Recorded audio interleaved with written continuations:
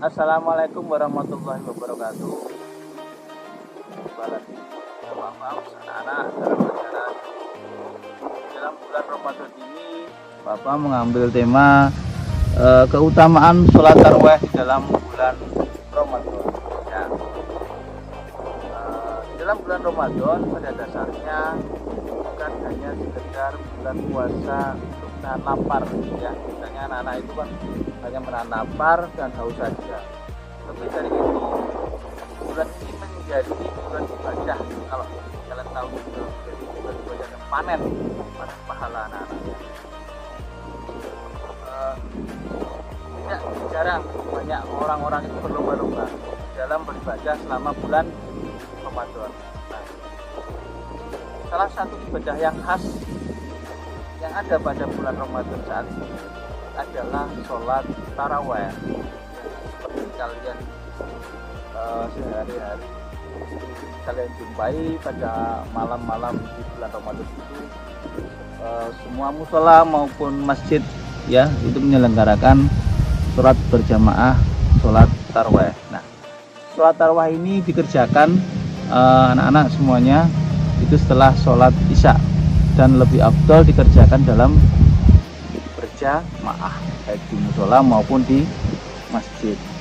Ada yang melaksanakan sebanyak 8 rakaat, ada yang melaksanakan sebanyak 20 rakaat.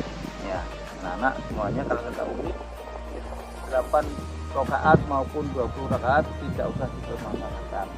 Ya, yang terpenting adalah kita mampu menghidupkan malam bulan Ramadan yang paling penting sebetulnya kita akan menghidupkan malam bulan Ramadan. Salah satunya adalah sholat tarawih. Nah, dengan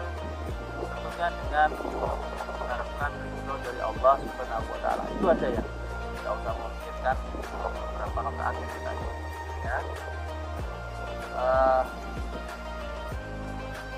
Sholat tarawih ya, sholat tarawih sebenarnya memiliki banyak hikmah ya. Yang paling utama adalah menghapus segala dosa-dosa di masa lampau. Mana kalian bisa melakukan sholat malam atau sholat tarawih saat itu. Untuk hikmah ataupun keutamaan sholat tarawih ya di bulan Ramadan ini, yang pertama itu adalah sholat sunnah paling utama. Ini memang dicanangkan seperti itu. Sholat sunnah yang paling utama adalah sholat tarawih. Ini ditekankan oleh ulama Hanabilah atau ulama memegang mazhab Hambali ya, anak-anak, mengatakan bahwa sholat tarawih adalah sholat sunnah yang paling utama dibanding dengan sholat sunnah lainnya. Selain itu, sholat sunnah ini adalah salah satu dari sedikit sholat sunnah yang pelaksanaan sunnahnya dilakukan secara berjamaah ya. Sholat sunnah itu untuk yang sholat tarawih itu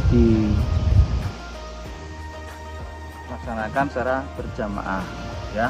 Bisa dengan sholat sendiri tapi disarankan berjamaah.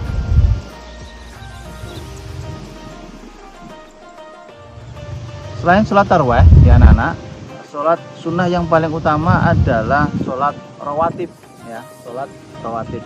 Dimana sholat rawatib itu adalah sholat sunnah yang dilakukan sebelum atau sesudah melakukan sholat fardu ya. Itu.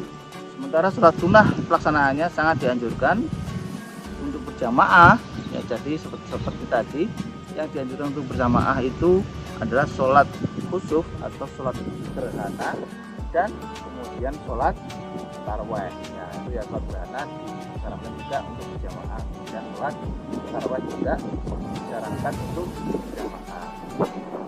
Untuk hikmah yang kedua itu adalah diampuni dosanya yang telah lalu. Nah, tadi seperti yang pertama tadi ya, itu diampuni dosanya yang telah lalu. Nah, ini dikuatkan oleh Rasulullah dalam hadis, subuh Ramadan adalah bulan yang diwajibkan Allah puasa dan disunahkan sholat malamnya. Maka barang siapa yang menjalankan puasa dan sholat malam pada bulan itu karena iman dan mengharap pahala, niscaya bebas dari dosa-dosa seperti saat ketika dilahirkan oleh ibunya. Itu ya anak. Kemudian ada lagi riwayat yang disebutkan oleh hadis riwayat Bukhari Muslim, barang siapa ibadah atau tarweh di bulan Ramadan seraya beriman dan ikhlas, maka diampuni baginya dosa yang telah lampau. Itu ya. Kemudian masih banyak hadis yang lain yang memperkuat dari diampuni dosanya yang lalu. Itu banyak banget. Untuk yang ketiga adalah sholat tarweh berjamaah, itu seperti qiyamul lail semalam penuh. Artinya pahalanya di dalam kamu melaksanakan sholat berjamaah, sholat tarweh berjamaah itu yang diniati dengan ikhlas dan penuh dengan keridhaan dari Allah Subhanahu wa taala, itu pahalanya seperti qiyamul lail satu malam penuh ya. Qiyamul lail satu malam penuh. Ini seperti dalam hadis Abu Dzar atau Nabi Shallallahu Alaihi Wasallam pernah mengumpulkan keluarganya ya dan para sahabatnya, lalu berdoa, lalu bersabda bahwa siapa yang sholat bersama imam sampai selesai, maka ditulis untuknya pahala qiyam satu malam penuh. Ini ya hadis riwayat Ahmad ya. Kemudian yang keempat, ini hikmah yang keempat adalah menyemarakkan bulan Ramadan ya, menyemarakkan bulan Ramadan.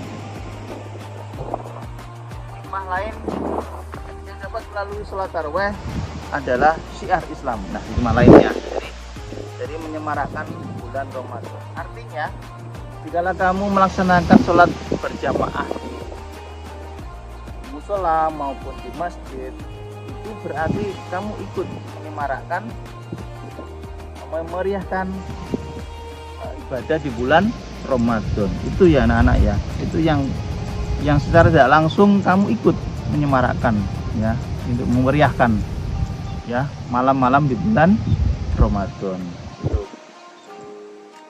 Kemudian yang kelima itu di dalam sosial masyarakat adalah meningkatkan silaturahmi. Nah, itu ya, meningkatkan secara tidak langsung kamu meningkatkan silaturahmi dan ukhuwah Islamnya di dalam sholat, mau sholat tarawih ya di musola maupun di masjid, kamu ketemu dengan teman, ketemu dengan saudara, ketemu dengan beberapa teman yang tidak pernah berjumpa berapa lama. Nah, itu adalah menyambung silaturahmi yang jauh, yang lama tidak ketemu. Nah, itu kan sama saja. Nah, seperti itu secara tidak langsung itu adalah meningkatkan silaturahmi. Itu ya, anak. Nah, ini di dalam tubuh kita, manfaat yang berikutnya adalah menyehatkan jasmani dan rohani ya, menyehatkan jasmani dan rohani. Nah, yang jelas kalau rohaninya jelas kamu beribadah kepada Allah Subhanahu wa taala. Itu meningkatkan iman dan takwa kita kepada Allah Subhanahu wa taala. Sedangkan jasmaninya itu banyak aspek ya, dari banyak rakaat yang ada ya. Jadi 8 rakaat maupun 20 rakaat. Itu yang pertama bisa menyehatkan tulang persendian. Kamu sujud, kamu ruko, itu bisa menyehatkan tulang persendian ya. Ya, itu banyak gerakan. Kemudian bisa menurunkan kadar gula darah. Nah, itu kamu tidak tahu mesti. Menurunkan kadar gula darah dan membakar kalori. Nah, biasanya kalau habis buka puasa itu sholat tarawih baru lapar lagi. Nah, itu berarti membakar kalori itu ya. Kemudian meningkatkan fungsi otak. Nah, ini ya anak-anak, meningkatkan fungsi otak. Gerakan sujud itu dipercaya, gerakan sujud anak-anak itu meningkatkan peredaran darah ke ke otak dan menjaga suplai nutrisinya itu ya. Nah, sehingga apa, otaknya bisa bekerja lebih optimal, lancar peredaran darahnya ke otak. Kemudian berikutnya adalah menghilangkan stres. Nah itu ya, menghilangkan stres kan langsung kalau kamu sholat tarawih itu bisa menghilangkan stres, nggak mikir PR, nggak mikir macam-macam ya. Oke anak-anak, itu hanya beberapa sekelumit dari manfaat atau keutamaan sholat tarawih di bulan Ramadan. Masih banyak sebenarnya yang akan kita bahas, tetapi waktulah yang bisa menunjukkan kita dalam acara Dakwah Guru ini. Terima kasih atas perhatian semuanya. Mohon maaf Pak Bams ya apabila salah kata, itu dari salah Pak Bams ya. Saya mohon maaf yang sebesar-besarnya. Semoga bisa bermanfaat bagi Pak Bams pada khususnya dan pada umumnya, bermanfaat bagi Bapak Ibu guru, bagi anak-anak guru sampai tiga sekalian yang Pak Bams sayangi, dan semoga bermanfaat juga bagi semua masyarakat yang memberikan pertanyaan. Terima kasih atas perhatiannya. Assalamualaikum warahmatullahi wabarakatuh.